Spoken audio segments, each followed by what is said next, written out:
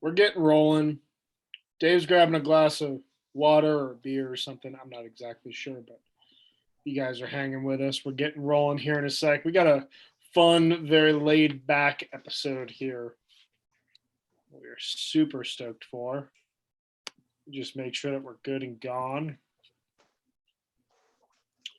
Hope you guys are all having a good time this weekend. I know it's still quarantine. That's why we're still doing this. We're live? All right. We're live. Hey, everybody.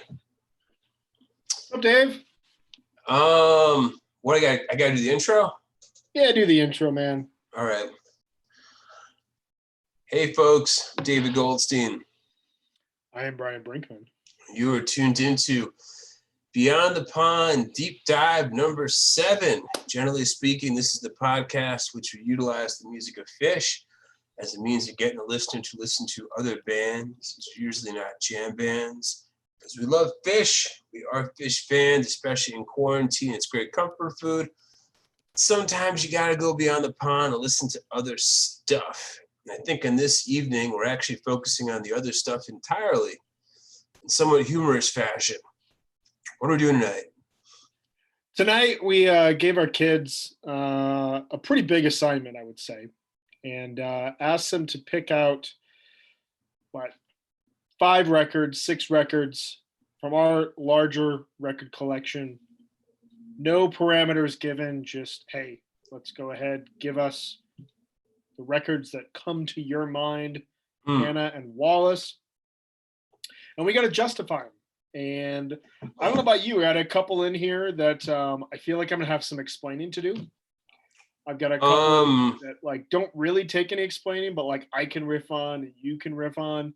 I will say I had to have my son replace one of my records, and I'll get into it later, but it was just it's one of those records we've talked about 1,000 times on here. There's no justifying it. There's no further explanation needed.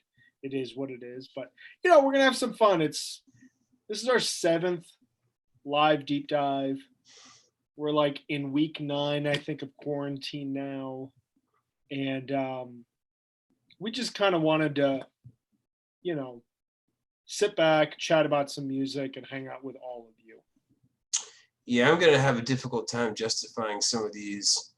I think Hannah's criteria was what looks pretty and what is on my hand now, so I can go back to watching the iPad like I did most of Sunday. There wasn't, she hasn't become quite the vinyl connoisseur yet. She likes good music, but not necessarily the stuff we have on vinyl. Yeah. Before we get to that, we just wanted to talk about some of the purchases we made for this last Friday. I guess this next few Fridays in Bandcamp, they're waiving their fees. Yeah, I believe it's the first Friday of each month for the next 3 months. If it's different, someone in the comments section let me know or correct us on Twitter, but I believe it's the first Friday for May, June, and July. Bandcamp usually takes 15% of a record sale as fees, for you hosting on their site, for the server, for the time, for the staff, all that sort of stuff. Very, very, incredible site. I honestly, and I think Dave, you agree with me, I have no opposition to Bandcamp taking 15% on a normal basis because it's a great website and the site has to function itself. Doing far better than you would if one Bandcamp purchase equals 800 Spotify streams. Right. But I think that they did this for the first time back in March, right when this all started. And it's really cool that not only did they repeat, that they come back out again, but they're doing it on multiple occasions and giving artists a bit more of a heads up to kind of plan for this. I know that I'll get into it here in a second, but one of my big purchases on Bandcamp Day was the back catalog of the Ohio-based ambient drone trio Emerald, so we talked about last week on the pod. Really cool just to see a band that had 2 albums up there, one of which I already had owned at that point, now have upwards of 10 releases. And so I think you're going to see that a lot in the June and July dumps. What did you go ahead and get yesterday here, Dave? Yeah, it was cool because a lot of the artists and labels kind of treated it as a record store day type thing. Exactly. It feels like that. Having some interesting exclusives, a lot of interesting live records. For example, I got $75 bill live at Tubby's. That was actually, I think, the last $75 bill show. This from this past March, the first week of March. Awesome band. That's on. They have the little big bands. In addition to the two members of that band, they bring out horns, like tenor saxophone player, Barry Sax. It's really good. I picked up 111 Heavy live at Jam Castle. That was their recent live album that they just put out. Great band. Chris Forsyth put out a half-hour version of the song Techno Top from New Blue this past September. That was great. One of my favorite records of this year, Let It All In by Arboretum. Got the vinyl, nice light blue vinyl. It should show up pretty shortly. I got the split from Frana Crafter and Rage Nap, No Ear to Hear. But I mean, I also made some, like, I don't just purchase them like these Fridays. I'm kind of always making Bandcamp purchases when the mood strikes. Those are some of the ones I just got most recently. Yeah, so I picked up a few that you got as well. I'll kind of quickly go through those, but I got a couple others I'm really stoked about here.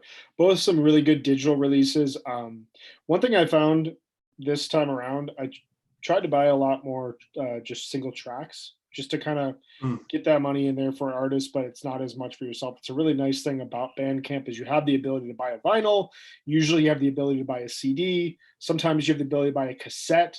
And you always have the ability for a digital download. And that helps out the artist immensely. Plus, they don't have to go in the production of a record at that point. But I got the Prana Crafter, Rage Nap, No Ear to Hear. The Main Thing by Real Estate, one of my favorite records of this year thus far. And I wanted to be able to, I know we disagree on this record. We disagree on this album. I like Real Estate. This is going to be a really fun conversation for our top albums halfway through the year and at the end of the year. We'll see where it lands for me. I got Horse Lords, A Common Task. Shout out to the guys from Horse Lords. We're working here at Osiris to try to get a live show with those guys once we're able to make use of like studio time and whatnot, because they're just unbelievable. I talked about them in, I believe, the episode on the God of Jabu, episode 95. Common Task is a killer record. Can't wait to get that on vinyl. I got the Chris Forsyth Techno Top. Garcia Peoples, the 31020 show at Union Pool. I got Tulum Shimmering Birdsong. Oh, that's cool. This is only like $6. It's one track. It's an 86-minute version of Birdsong. So just quick backstory. Tulum Shimmering is a band from Europe. They make these like incredibly long, patient, slow build jams over the course of 45 minutes to an hour. Jeff Conklin features these guys a lot on the Avant Ghetto, which is on Sunday evenings on WFMU. You can stream it from the app as well. Anyway, they asked for requests about 6 months ago, and he wrote in and said, hey, would you ever consider learning Birdsong? They had never considered it. They never played it. They learned it, sent him a digital copy. 5 or 6 months later, record just came out. It's a beautiful cover. I'm just going to show it to you guys. I mean, it looks like American Beauty. It's just beautiful. They also just did like a 25-minute version of The Birds 8 Miles High. Yeah, I think you're right. 25 minutes and it's short. Right, exactly. Really good. This is amazing. So 68-minute Birdsong. I said earlier I got the entire Emeralds discography, which was 8 digital releases, some live shows, some stuff all the way as far back as 2006. Also got the Let It All In from Arboretum. Light blue vinyl should be here within about 10 days or so. So very, very excited about that. I was happy to support some of our favorite bands that we have been featuring here on the podcast, as well as, just try to give back to the artistic community as much as we possibly can right now, knowing that. Yeah, we're not cognizant of the fact that not everyone's income may be what it was before we all went into lockdown. I know mine certainly isn't. It's everyone's taking a hit, but yeah, definitely to the extent that I can, always feels good to help out your favorite artists. Yeah, I mean, I think that's an important thing to note, and I think it's something like we try to promote as much as possible, listeners of this show, to buy music, to go see concerts when they're happening. I think that it goes without saying that We understand everyone's going through a lot right now. We encourage it out of our love for the musicians that we listen to, but completely understand that not everybody has the ability to do that at this time. No. We're all in this together in the best and worst ways in a lot of ways. Maybe if you get your fish refund, you get back $700. Spend some of that on Bandcamp. Yeah, so I think before we jump into the vinyls, we learned between our last live show and this one that Fish Summer Tour is not going to happen in 2020. I think we both assumed this for quite some time now. There was that like weird moment in early quarantine where it felt as though, well, we'll get through this by the spring and we'll be back to normal by the summer. And then it became pretty clear that that wasn't the way it was going to go. But No. I thought it was pretty swell that Fish was able to not only fully reschedule the tour and reschedule the tour in the exact same map that they were going to go and route they were going to go here in 2020, thus allowing fans to basically take plans and just move them exactly 1 year forward, but then also offer people the opportunity to get refunds if needed. I thought Fish handled this in the best way possible. I know that there was a lot of heat on Twitter about them being one of the last big bands to make this announcement for the summer. But Dave, I'm curious what your thoughts are on Fish canceling or postponing summer tour and what your thoughts are as we look to 2021. They had no choice. That's the only. It's pretty hard to social distance on the beach in Atlantic City. That wouldn't have made for much fun. I said to stay 6 feet away from your dancing partner in Atlantic City. It's not happening. No. The Spinners are not going to let it happen. No.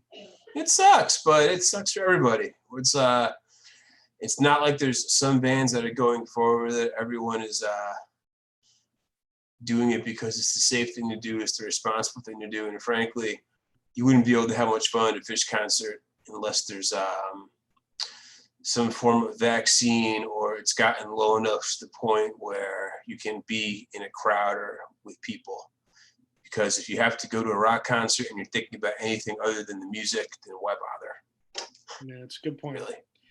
Yeah, I'm definitely sad. I mean, like Dick's has become it's become my favorite weekend of the year. One of my close friends, Ryan Smith, who's hanging with us here, was going to be going to his first Fish shows at Dick's this year. He's been getting into Fish a lot over the last year, and I was really stoked to bring him to a show. He also just properly identified this as a Norfolk Tides hat. My man. It's a good dude. I totally agree. It had to happen, and we'll look to 2021. I'm like I said, I'm thrilled that the band was able to do all they were to transfer this over. So, as we said at the top, our kind of fun little gag for this episode is that we had our kids pick out 5 random records from our collection, and we're going to talk about them, and we're going to try to justify them and give you guys some thoughts.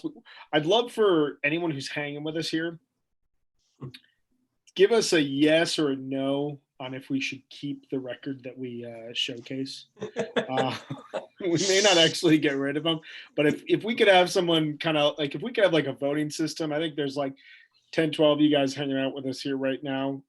Go ahead. If whatever record we're talking about, just be like, yes, keep it, or no, get the fuck out of here. Dave, do you want to go first and give us over your first record and tell us why you own it and try to justify it? I guess I better go get them. They're in a pile over on my bed. Right back. Pretty low production values here.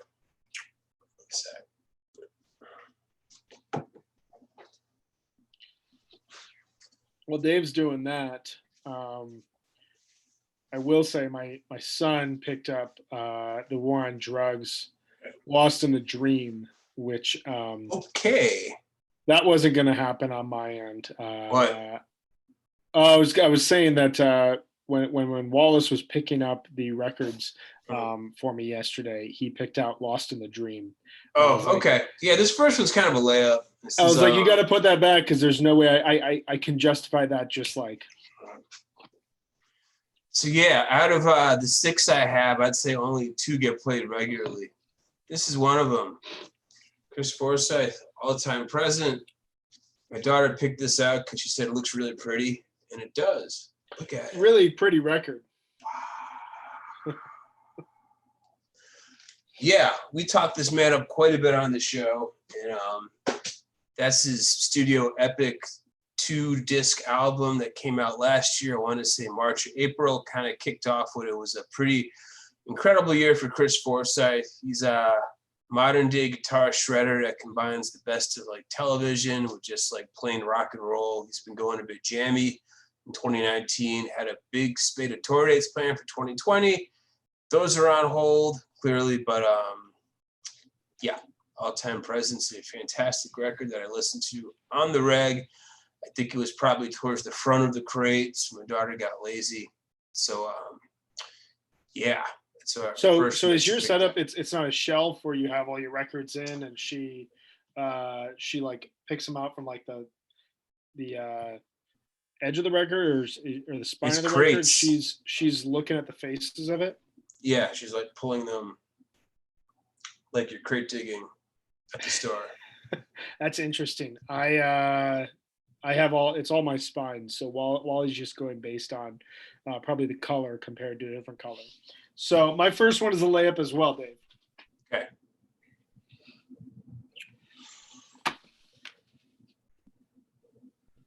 This is a fairly recent addition to my collection. This is Bob Dylan and the band Before the Flood. This is a documentation of their look at Bob with those shades on, man. This is a compilation with a lot of recordings from the LA Forum, which I've seen Fish at a couple of times. I don't think the Fish has played a good show there in a decade and a half. What, the Forum? But they played some really great jams there. Come on, July 2018, that was a good show. I don't think they played a good show that weekend. I think they played some really great jams that weekend. There's nothing ever like complete, you know what I mean? Yeah. But it's one of my favorite venues I've ever seen them at. It's such a cool place to see it. But this, so I believe these were Dylan's first live shows in like 8 years, like since the motorcycle accident. It goes on tour with the band. Got 4 sides to this. Side 1 is a lot of like the 65, 66 stuff that they played on in the Europe tour along with Bob Dylan. Disc 2, side 2, I should say, is all the band. Side 3 is Dylan acoustic. Side 4, they come back, they do Watchtower, 61 Revisited, Rolling Stone, Blowing in the Wind. So you get a lot of classics, and this has that like perfect sound that Dylan and the band always could get together, where they sound loose, they sound like they're slightly drunk, but they're like as tight and locked in as possible. And this comes Dylan's like, weren't they called the Hawks before they called the band? They were the Hawks, right. Yes. I also like how the album cover is like such 70s arena rock with all the lighters. So that's my number 1. What do we got up next, Dave? All right, this is a record that I'm gonna crack another beer. Is that okay? By all means. I got my beer on this afternoon, so I got to get ready for The Last Dance. Okay, I think we're gonna watch Billions instead. There you go. The Last Dance. Oh, there you go, classic. Classic, man. You can definitely have. That's one you can like have multiple ones of, and it's okay. I know, right? Everything's okay. I saw that in the grocery store, and I was like, I can't resist. So, anyway, what is your number 2? My number 2 is something I admittedly probably hadn't listened to in like 3 years before this morning. This is the official debut album from Shaka Khan. Shaka. Where did you buy that? Don't know where this one came from, but it was $5. I think my wife probably picked this up. But this is the one that has I'm Every Woman. That's the leadoff track. That's the classic. I feel like I've heard that in like every dentist office I've ever been in. I'm Every Woman was made, I guess, pop in the 90s by Whitney Houston covered it. Yeah. Tribute to Shaka Khan. And then like Maya Rudolph's Whitney Houston character from SNL. Whenever she like shows up a Weekend Update, It's based on Shaka Khan. Yeah, it's well, no, she always thinks I'm every woman. Oh, Right. Okay. But yeah, this in terms of Shaka Khan. She was a singer from the band Rufus before she went out on her own. This was in 1978, I believe. And it's got some pretty heavy hitter session players. Like it's got Steve Ferrone on drums, Dave Sanborn on saxophone. Who else? Randy Brecker. Oh yeah. You've got one fan, William Campbell, Fammer Time on Twitter is loving the Shaka pick. I mean, she's also Shaka Khan's kind of in the news because there was that like viral Jeopardy clip where the answer was Shaka Zulu and the lady answered Shaka Khan. You can hear like Alex kind of laughing to the mic like off screen. But I don't know if like Shaka Khan, if I'm Every Woman is the signature song, or in like 83 she had that song, Ain't Nobody. No? All right. So yeah, that was one for my collection. It's actually not half bad. Yeah, I mean, I'm Every Woman is like, it's a huge chorus. Yeah, it's a huge song. It's classic. You know, I think I would keep that in my collection just for like the once every 3 years. Yeah. What do we hear out in Twitter or in Twitterverse in the comments section? I know William's got a vote for this. Anybody else? We'll see. All right, my second one. Keep it. This is a record from 1987 by Waylon Jennings Oh, I was hoping that'd make an appearance. called A Man Named Hoss, an autobiography by Waylon Jennings and Robert Murrah. There's a quote at the bottom of this book, the story of my life before somebody gets it wrong. This is a really fascinating record because I really like Waylon Jennings, and this is like an experimental country record, if there ever was such a thing. He legit, there's spoken word throughout this entire record where he tells the story of his life and then fuses it with song. The ego and arrogance on a man who believes he's deserving of his own musical and then records it is something I'm quite fond of. I'm really interested in, like, what point does somebody, or do you reach a point in your life creatively where nobody says no to an idea like that? That one's not on Spotify either. I look for it. That one didn't make Spotify. It's not on Spotify. I've got to have it on vinyl. It's really good. The drums throughout this record are fucking great. They're like late 80s, like kind of moving past the gay drums, but like there's still like true studio power in it. And I've really been interested in like country music between 1987 and 1991. I saw American Aquarium. That was the last concert I went to. And they walk on stage to Tony Joe White. Is that the artist? Yeah. Steamy Windows. Mm-hmm. A song that Tina Turner made famous in like 1993. And this comes from that era. And I just happen to really like this style of country music at this point. What do you think about this? Would you listen to this? Oh yeah, listen to that. That's like a level of egotism people in the Northeast will understand. In Connecticut, New York, there's a small chain of restaurants, chain of grocery store called Stu Leonard's, as in the guy Stu Leonard was the one who founded it. And he went to jail for a few years for tax evasion. So when you're standing in the checkout line at Stu Leonard's, there's like maybe thin 35, 40-page paperback called like the Stu Leonard story. He wants to like tell his story. And I've been to Stu Leonard's enough that I've like read it while like waiting to check out. And there's like 2 sentences that said like, Stu had to go to prison to serve death to society, but he's okay now. And the rest of it was just like a testament to like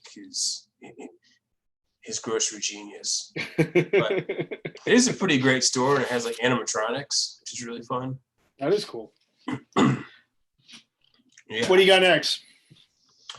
This is a record that it probably is like a one every 6 months. It's pretty good. This is Newport Folk Fest from New York, 1972. This is live performances from B.B. King, Roberta Flack, Curtis Mayfield. It's quite good. I got this. I'm really surprised that you own and listen to something that features BB King. Well, I mean, B.B. King's a legend. He just wasn't a legend in 2003. So I bought this from, if you can see here, it says Other Music. You can't really see it.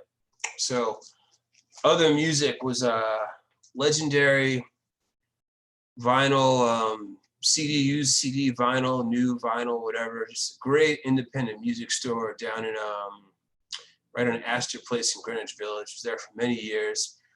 I would spend countless hours there just buying stuff and spending ridiculous amounts of money. One time I saw Bjork was in there. There was like live performances in there. And I think 3 years ago, they were forced to close. Just the typical landlord doesn't want to renew the rent because the landlord's a fucking schmuck. And now there's a restaurant there called Broken Coconut. The motto is Eat Pretty. It's basically like an Instagram ready smoothie food store for beautiful, like emaciated people. Whenever I walk by, I want to like throw a Molotov cocktail into it. I'd rather there be a Chipotle or a Bang as opposed to like Broken Coconut, Eat Pretty, where other music was. But getting back to the record, it's great. This is like live performances recorded at I believe Yankee Stadium and Radio City Music Hall, like some great R&B luminaries from the day. The performances sound really good. I know there's a Curtis Mayfield performance of, I think, Pusher Man, because 72 was right when like Superfly just come out. Yeah. That's really good. The Roberta Flack performance is awesome. It's just a good record. It was very much worth the $6 that I paid for it at Other Music. So that's great. I have a Superfly in my collection, and it's like he sounds so good on vinyl. I feel like his music was just meant to be played on vinyl, and hearing him live, especially in New York in the early 70s, has to be charged with energy and just like super tight funk. It's a good one. It's a good one. All right. I think I have to work a little hard for this one. I don't know whether to show you the front or the back first. Okay. The album cover is probably going to be the most. I'll just show you the front.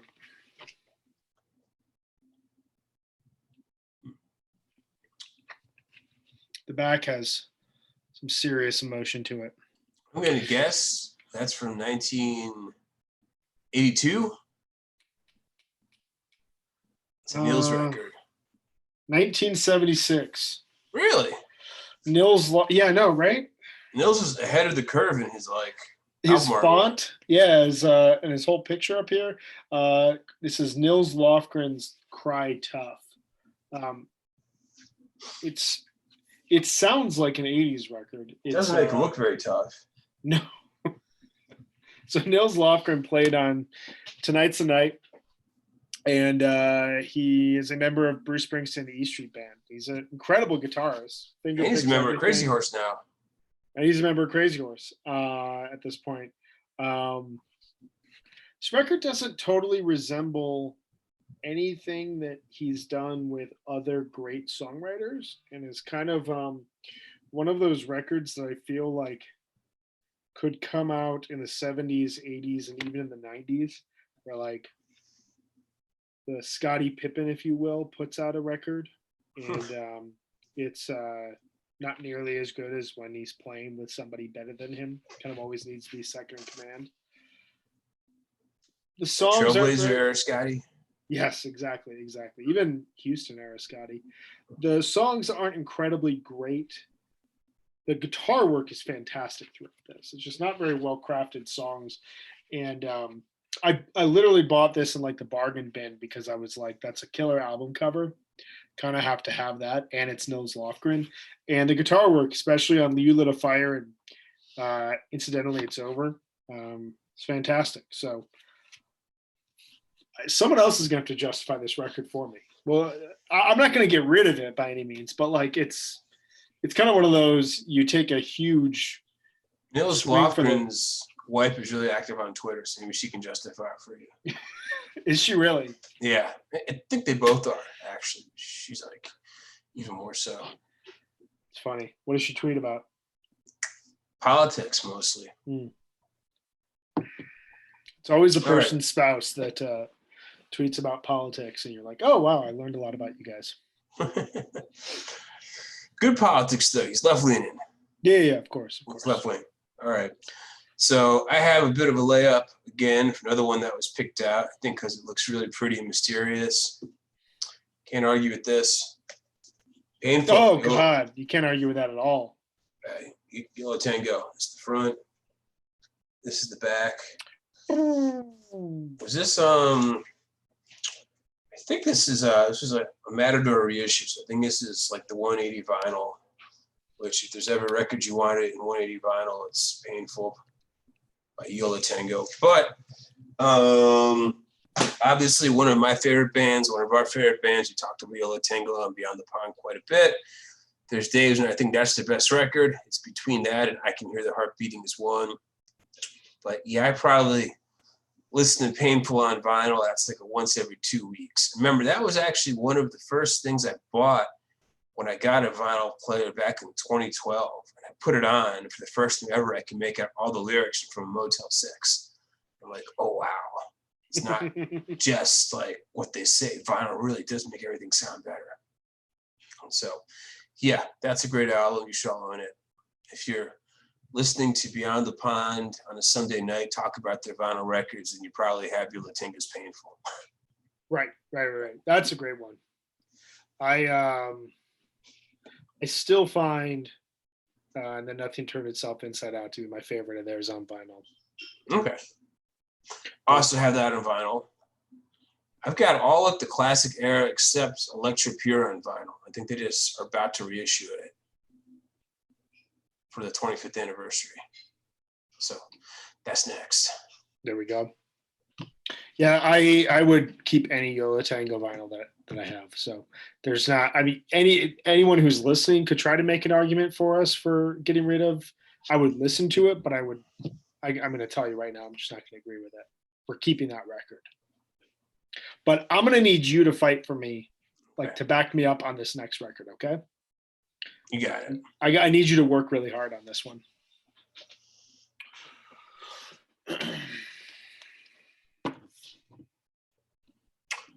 Oh, that's is that the latest U2 album? I own the latest U2 record on vinyl. I told you you're gonna have to work really hard.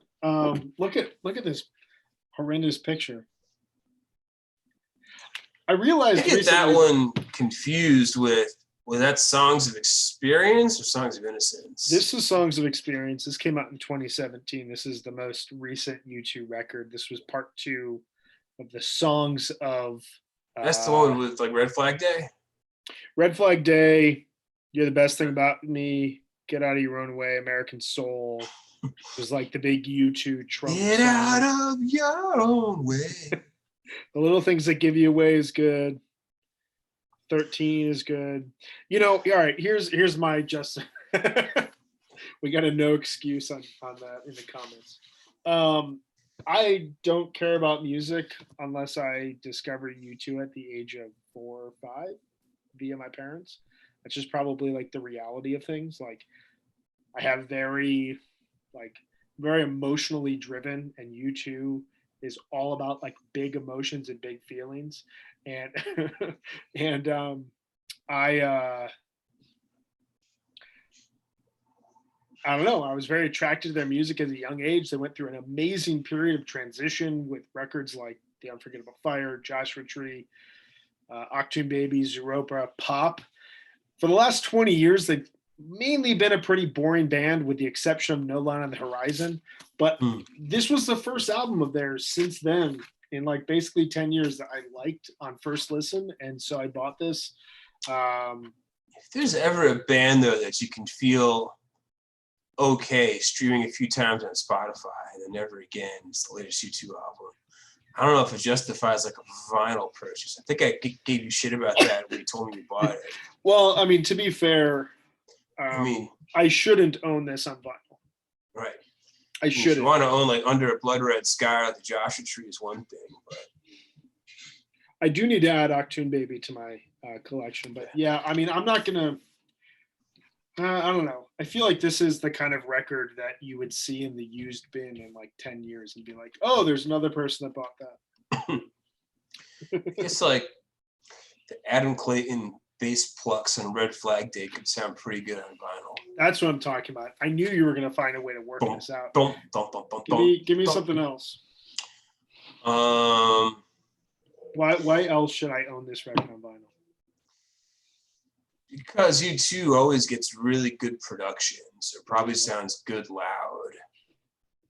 Is that like, did Flood have a role in that one? Is that like Eno, Flood, like?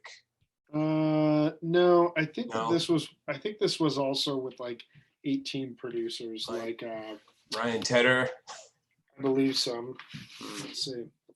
Look at the deep album artwork that looks like it belongs in. When you get to the point where even Flood won't return your calls, though.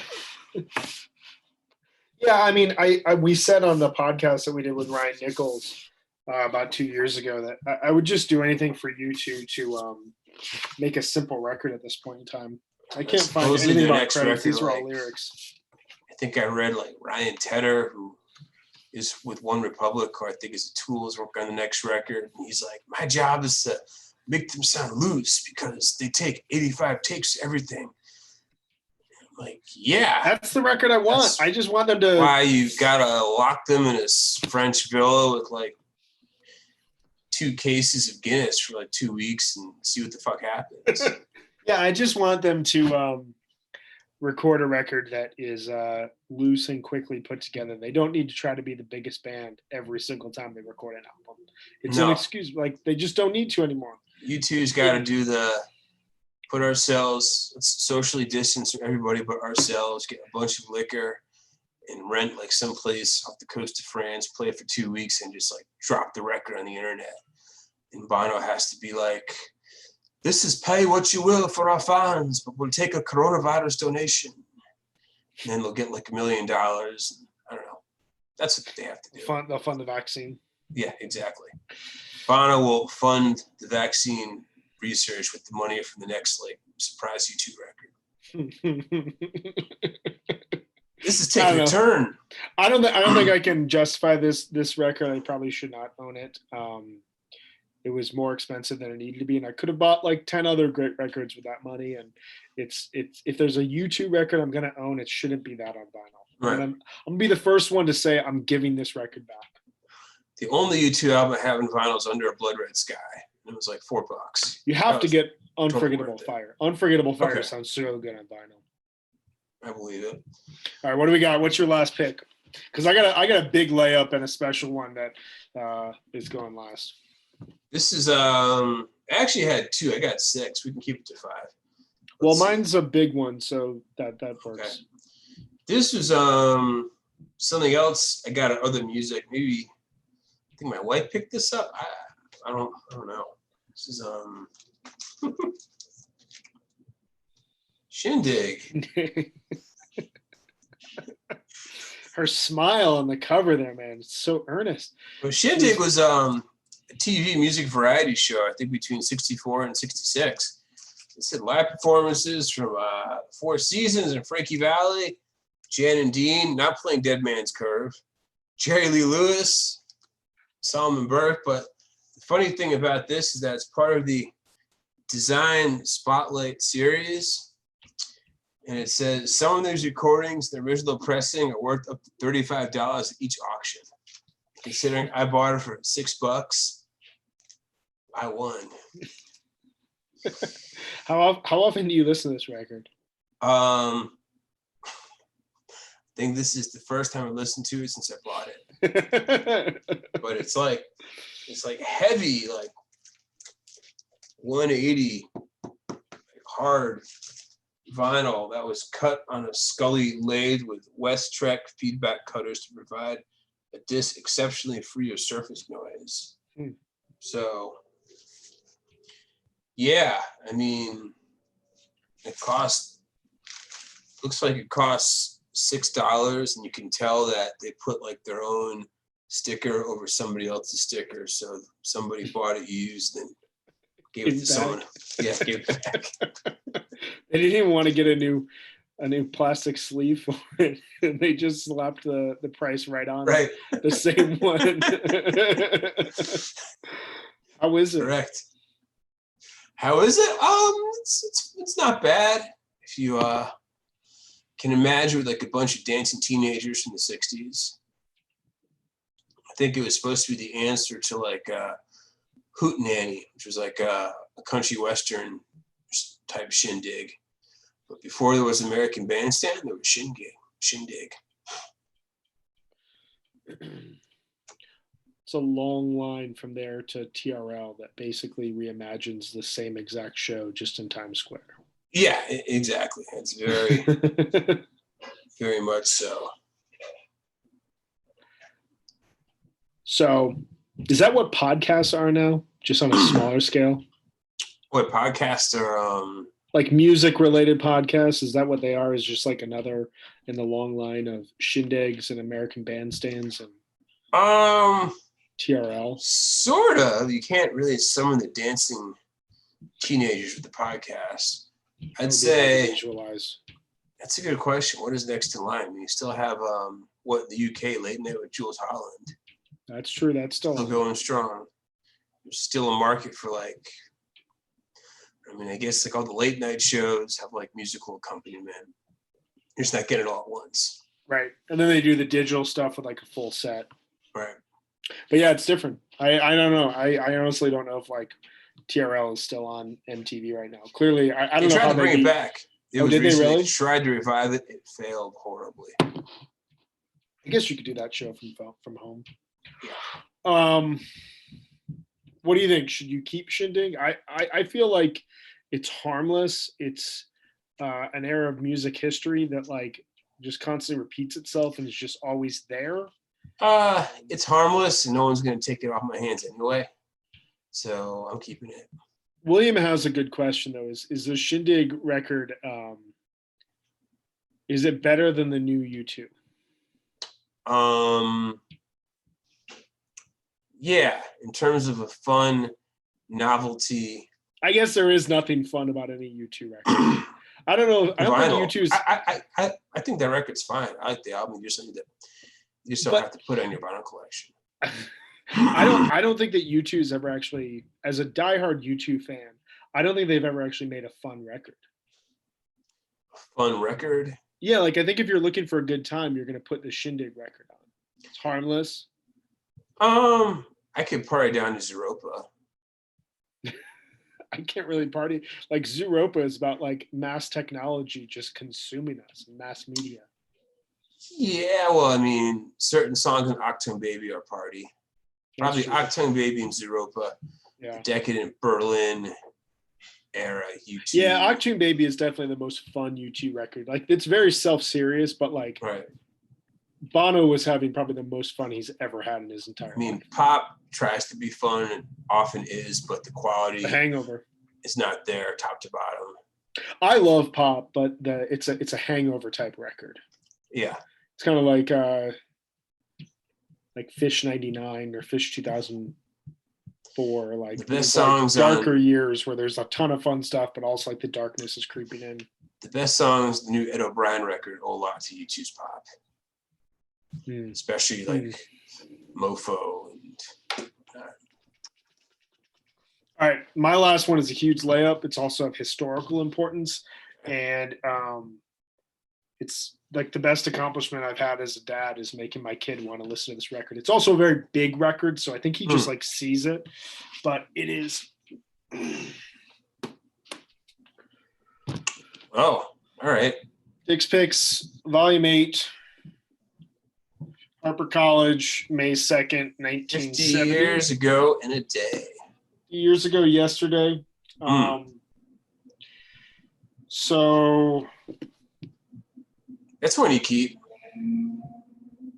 Yeah, this I think there's 8,000 copies, and or 10,000 maybe. I'm 767 or 1,000 maybe. Actually, I would say.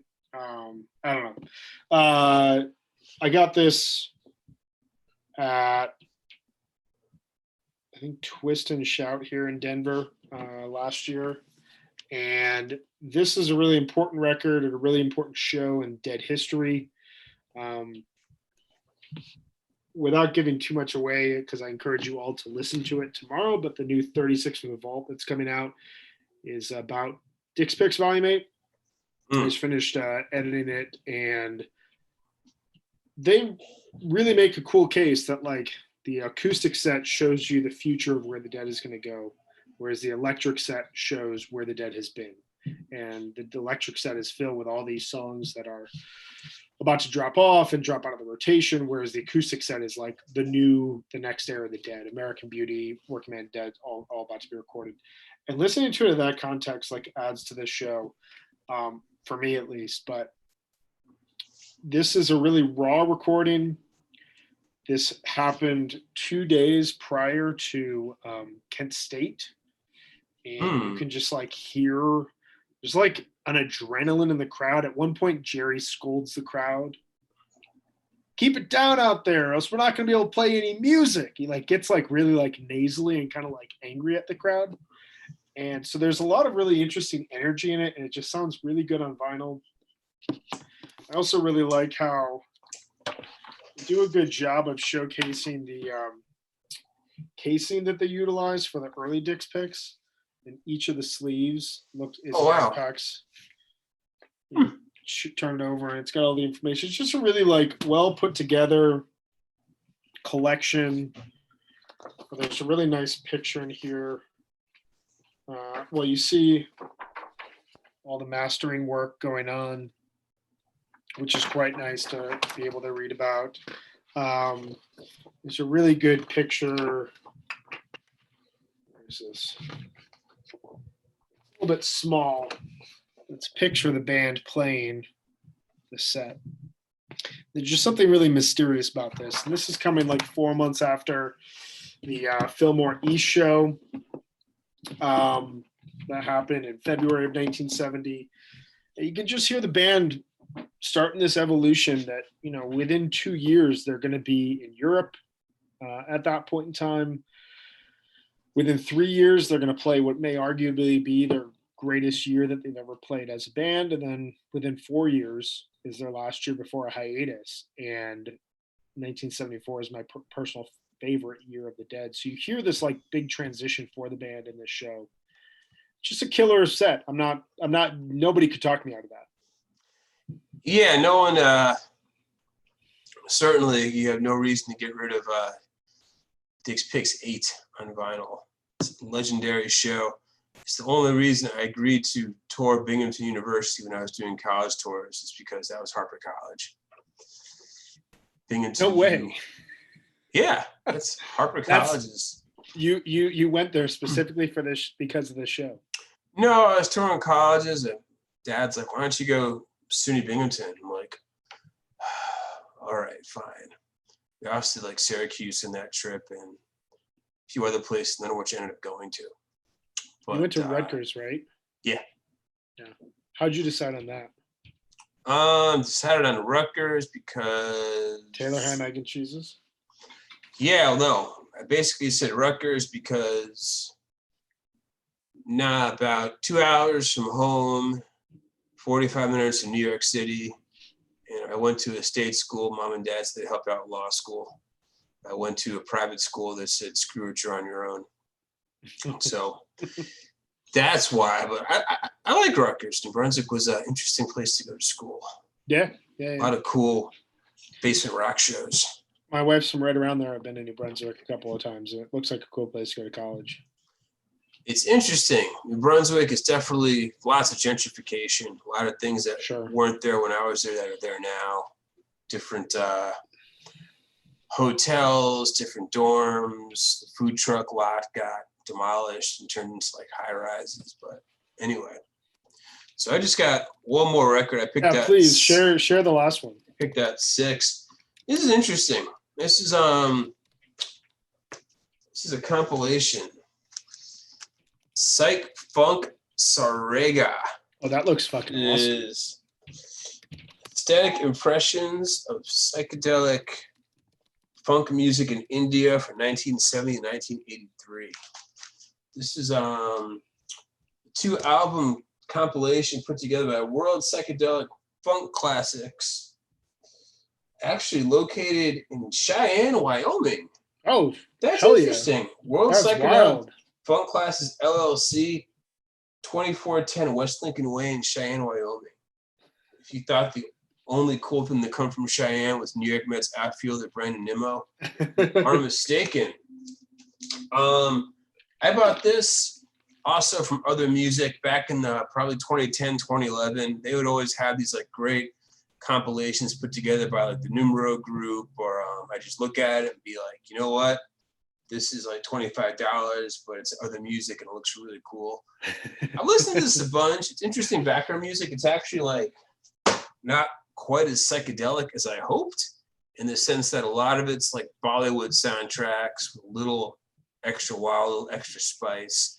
But I mean, certainly good, but nothing that really melted my brain. It also has very extensive liner notes, which I read a long time ago, but not recently. But it's cool. You got your nice 180 gram vinyl, good liner notes.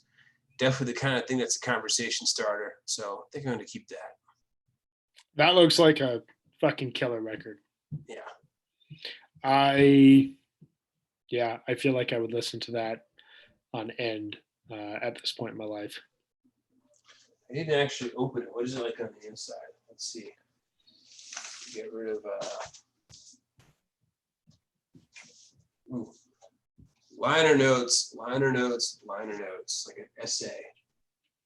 Liners. A lot of liners on the back. This has got like some crumb. Feels good in my hand. So I have Springsteen's Tunnel of Love that's like really flimsy, and it's much like his marriage at the time he's writing the songs. It's really interesting. It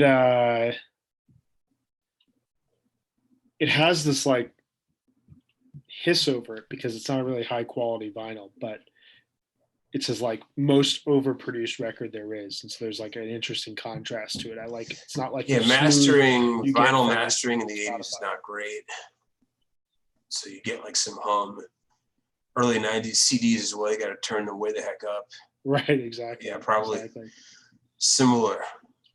Flimsy vinyl, like his relationship at the time, in a way. So I hope you guys enjoyed that. Thank you for the commenting, and I'm seeing we got some back and forth here going on. I asked what people are most proud of and what they are most embarrassed by. Nobody yet has said what they're embarrassed by in their collection. I feel like I shared the newest U2 record that I actually own on vinyl. It's like in really crisp condition. Like, you guys can come forward with embarrassing choices. It's okay. That said, this was fun. I'm glad we were able to just chat and riff about this. Thank you guys for hanging with us. This was a ton of fun for us. Couple quick notes. We are not going to do this next Sunday. We'll be back the following Sunday. It would not be smart of us in the middle of a pandemic, in the middle of quarantine, to go live while on Mother's Day. Wives wouldn't appreciate it. We're just not going to do that. So we will come back the following Sunday night. We'll be cooking something up here. Good. We'll probably talk some fish at that point in time. Yeah. But this was fun, man. Some fish. Absolutely fun. Very fun. Hope everyone is doing well out there. We have a new episode coming out, not this Tuesday, but next Tuesday, that I am super excited about. It's going to be our 4th complete artist chronological discographical journey through their career. I don't know what it's called. What have we done? We've done U2, Wilco, and Radiohead. Yep. All right. I'm really stoked about this. It was a ton of fun to record. We had an awesome guest on, one of our good buddies who did a lot of great research for the episode. So I'm excited for you guys to hear that. After that, we have a really awesome traditional jam episode coming out. And then in June, we're putting out 2 episodes.